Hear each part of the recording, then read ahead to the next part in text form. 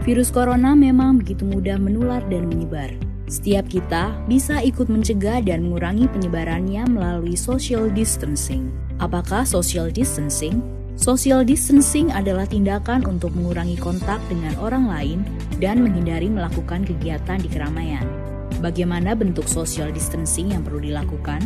Beberapa anjuran utama antara lain, menghindari keramaian, misalnya situasi, kegiatan, atau acara besar yang dihadiri orang banyak dan berdesakan. Mengurangi menggunakan transportasi publik dan belajar atau bekerja di rumah untuk sementara waktu. Bagaimana bila tidak memungkinkan melakukan social distancing? Dalam semua keterbatasan, kita semua tetap dapat melakukan social distancing walaupun terpaksa berkegiatan di luar rumah. Siapapun yang baru datang dari negara terpapar COVID-19 atau bila kita menunjukkan gejala sakit, disarankan untuk tidak keluar rumah selama 14 hari atau self-quarantine atau segera cari bantuan medis. Selain dua kondisi di atas, yang perlu dilakukan adalah mengurangi sebisa mungkin kegiatan di luar rumah dan di keramaian. Bila harus keluar rumah dan menggunakan kendaraan umum, perlu menghindari waktu ramai atau peak hours. Hindari menyentuh permukaan yang mungkin dipegang orang lain juga. Misalnya, pegangan tangga atau gagang pintu. Bila harus berpergian dengan pesawat, kereta, atau bus, cari tahu mengenai status keamanan tempat yang akan kita datangi.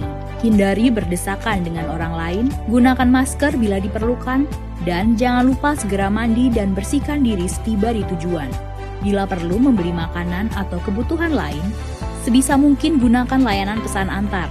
Bersihkan atau cuci barang yang dibeli sebelum disimpan, dan utamakan memesan makanan yang matang sempurna.